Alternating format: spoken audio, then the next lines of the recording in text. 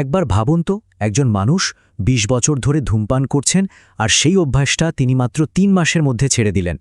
সবচেয়ে অবাক করা ব্যাপার হলো কোনো রকম ইচ্ছাশক্তির যুদ্ধ বা জোর জবরদস্তি ছাড়াই। তিনি জাপানে গিয়ে এমন এক পদ্ধতির কথা জানতে পারেন যা অবিশ্বাস্য রকম সহজ। চলুন আজ আমরা সেই অসাধারণ পদ্ধতিটা নিয়েই কথা বলবো।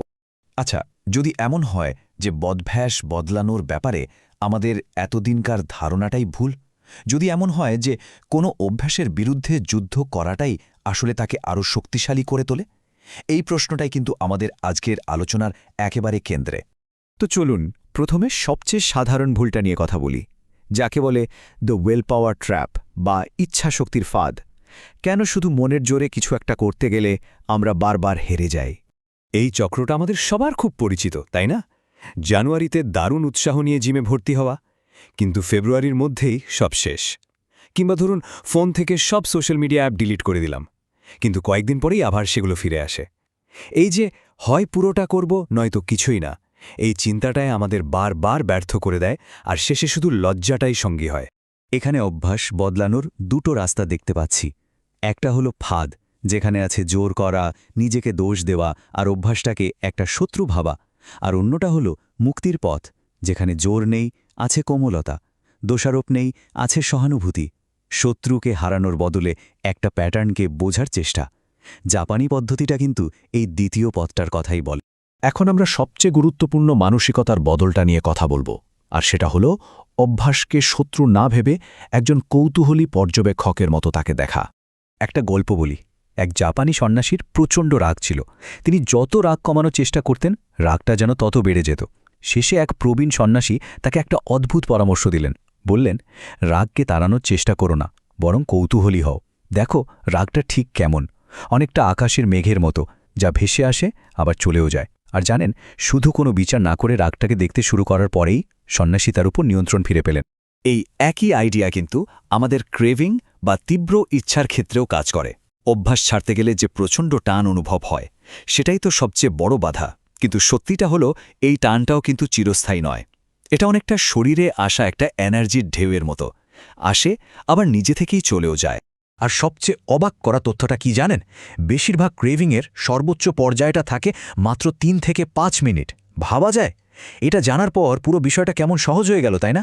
লড়াইটা কিন্তু সারা জীবনের না, মাত্র কয়েকটা মিনিটের। শুরুতে যে ভদ্রলোকের কথা বলেছিলাম, যিনি ২০ বছর ধরে ধূমপান করতেন, তিনি কিন্তু ঠিক এই কাজটাই করেছিলেন। যখনই সিগারেট খাওয়ার তীব্র ইচ্ছা হতো, তিনি লড়াই করতেন না, বরং শুধু দেখতেন শরীরে কি হচ্ছে। বুকে চাপ লাগছে, অস্থির লাগছে, আচ্ছা লাগুক। তিনি শুধু দেখতেন আর অপেক্ষা করতেন, কারণ তিনি জানতেন এই ঢেউটা কিছুক্ষণের মধ্যেই চলে যাবে। আর ঠিক তাই হতো, কয়েক মিনিট পরেই ইচ্ছাটা নিজে থেকেই কমে যেত। বেশ, তাহলে ক্রেভিংয়ের ঢেউটা সামলানো গেল, কিন্তু এটাকে দীর্ঘমেয়াদী একটা অভ্যাসে পরিণত করার জন্য জাপানিদের আরও একটা দারুণ দর্শন আছে, আর সেটার নাম হলো কাইজেন, যার মানে হলো ছোট ছোট কিন্তু ধারাবাহিক উন্নতি। কাইজেন মানে হলো ধারাবাহিক ছোট উন্নতি। আমাদের সমস্যা কি জানেন? আমরা সব কিছু রাতারাতি বদলে ফেলতে চাই, আর সেখানেই গণ্ডগোলটা হয়। কাইজেন বলে রাতারাতি বদলের দরকার নেই, প্রতিদিন শুধু ১% করে ভালো হন। এই ১% পরিবর্তনটা এতটাই ছোট যে ফেল করার কোনো সুযোগই থাকে না। কিন্তু ভাবুন তো, প্রতিদিন ১% করে বদলালে ১ বছর পর পরিবর্তনটা কোথায় গিয়ে দাঁড়ায়? যেমন ধরুন কিয়োটোর এক ভদ্র মহিলা, তার শপিং করার খুব নেশা ছিল। তিনি এটা বদলানোর জন্য কাইজেন ব্যবহার করলেন। নিয়ম করলেন, কিছু কিনতে ইচ্ছা হলে সাথে সাথে কিনবেন না, শুধু একটা দিন অপেক্ষা করবেন। মাত্র একটা দিন। এটা তার কাছে কোনো ব্যাপারই মনে হলো না। ১ মাস পর তিনি অপেক্ষা করার সময়টা বাড়িয়ে ২ দিন করলেন। এভাবে আস্তে আস্তে বাড়াতে বাড়াতে ৬ মাসের মাথায় তিনি ১ সপ্তাহ অপেক্ষা করতে শুরু করলেন। আর দেখলেন, বেশিরভাগ জিনিস কেনার ইচ্ছায় আর থাকছে না। কাইজেনের পেছনের বিজ্ঞানটাও কিন্তু দারুণ। আমাদের মস্তিষ্ককে একটা অ্যালার্ম সিস্টেমের মতো ভাবতে পারেন। যখনই আমরা জীবনে হঠাৎ করে বড় কোনো পরিবর্তন আনতে যাই, মস্তিষ্কের অ্যালার্মটা বেজে ওঠে। সে ভাবে বিপদ, আর সাথে সাথে প্রতিরোধ তৈরি করে। কিন্তু যখন পরিবর্তনটা খুবই ছোট হয়, তখন সেটা অ্যালার্ম সিস্টেমের রাডারের নিচ দিয়ে চলে যায়।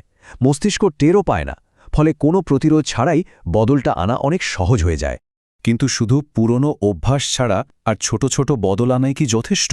না, আরও দুটো জিনিস দরকার।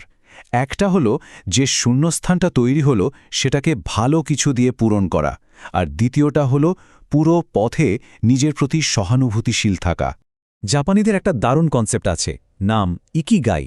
সোজা বাংলায় বললে বেঁচে থাকার কারণ বা জীবনের উদ্দেশ্য। অনেক সময় আমাদের খারাপ অভ্যাসগুলো কিন্তু জীবনের কোনো একটা শূন্যতা পূরণ করে। তাই স্থায়ী পরিবর্তন আনতে হলে সেই শূন্যস্থানটা নিজের ইকিগাই দিয়ে পূরণ করতে হবে। যেমন এক প্রোগ্রামার খেয়াল করলেন তিনি রোজ কাজ শেষে মদ খান কেন? কারণ এটা তার জন্য কাজ থেকে ব্যক্তিগত জীবনে ঢোকার একটা রুটিন হয়ে গেছে, একটা রিচুয়ালের মতো।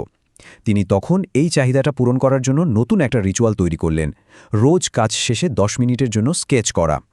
এই ছোট্ট কাজটা তাকে তার ভেতরের ক্রিয়েটিভ সত্তার সাথে জুড়ে দিল, আর মদের প্রতি টানটাও আস্তে আস্তে কমে গেল। এই কথাটা একবার ভালো করে ভাবুন তো। নিজেকে ঘৃণা করে আপনি কখনোই এমন একজন মানুষ হতে পারবেন না যাকে আপনি ভালোবাসতে পারেন।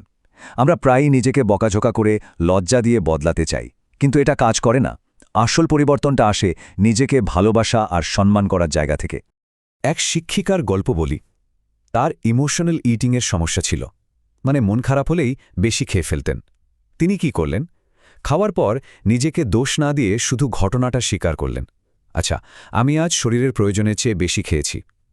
তারপর নিজেকে প্রশ্ন করলেন, কি এমন হয়েছিল বা আমি কি অনুভব করছিলাম যে আমাকে খেতে হলো? এই যে কৌতূহল, এটাই তাকে তার আসল সমস্যাটা বুঝতে সাহায্য করেছিল, কোনো রকম লজ্জা বা অপরাধ বোধ ছাড়াই। সবশেষে চলুন অভ্যাস বদলানোর সবচেয়ে সুন্দর আর শক্তিশালী রূপকটা নিয়ে কথা বলি। ব্যাপারটা আসলে পুরনো কিছু ধ্বংস করা নিয়ে নয়, বরং নতুন কিছু তৈরি করা নিয়ে। ভাবুন তো, আমাদের অভ্যাসগুলো হলো একটা জঙ্গলের পথের মতো। একটা পুরনো অভ্যাস মানে একটা চড়া, বহু ব্যবহারে মসৃণ হয়ে যাওয়া পথ। এই পথটা মুছে ফেলা কিন্তু প্রায় অসম্ভব, কিন্তু এর পাশেই একটা নতুন পথ তৈরি করা শুরু করা যেতে পারে।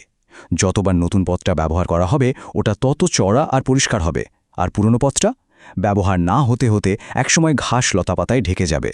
এই জঙ্গলের পথের আইডিয়াটা কিন্তু আমাদের ব্রেনের নিউরাল পাথওয়ের মতোই কাজ করে। যে কাজ আমরা বারবার করি, সেই পথে কানেকশন তত মজবুত হয়। তার মানে অভ্যাস বদলানো মানে ইচ্ছাশক্তি দিয়ে যুদ্ধ করা নয়। এর মানে হলো বারবার একটা নতুন কাজ করে ব্রেনে একটা নতুন শক্তিশালী রাস্তা তৈরি করা। এর সবচেয়ে সহজ উদাহরণটা দেখুন। এক ভদ্রলোক সকালে উঠেই সোশ্যাল মিডিয়া স্ক্রল করতেন। তিনি এটা বদলানোর জন্য কি করলেন? শুধু বিছানার পাশে একটা বই রেখে দিলেন আর টার্গেট নিলেন রোজ সকালে মাত্র 1 পাতা পড়বেন। মাত্র 1 পাতা। কাজটা এতটাই সহজ ছিল যে ব্রেইন কোনো আপত্তি করেনি। আর কিছুদিন পর দেখা গেল তিনি 1 পাতার বদলে 1 ঘন্টা ধরে বই পড়ছেন। পুরনো অভ্যাসটাকে তাড়াতে হয়নি, নতুন একটা ভালো অভ্যাস নিজে থেকেই সেটার জায়গা নিয়ে নিয়েছে। তাহলে পুরো আলোচনার সারমর্ম কি? জাপানি এই পদ্ধতি আমাদের শেখায় আসল পরিবর্তন নিজের সাথে যুদ্ধ করে আসে না, আসে নিজের সাথে মিলে মিশে চললে। এটা নিজেকে হারানোর লড়াই নয়, বরং নিজের স্বভাবকে বুঝে তার সাথে তাল মিলিয়ে বিকশিত হওয়ার একটা প্রক্রিয়া। যে অভ্যাসটাকে আমরা বদলাতে চাই, সে আসলে শত্রু নয়, সে একজন শিক্ষক যে আমাদের কিছু শেখাতে এসেছে। তাহলে এখন প্রশ্ন একটাই, আজ কোন নতুন পথটা তৈরি করা শুরু করা যায়?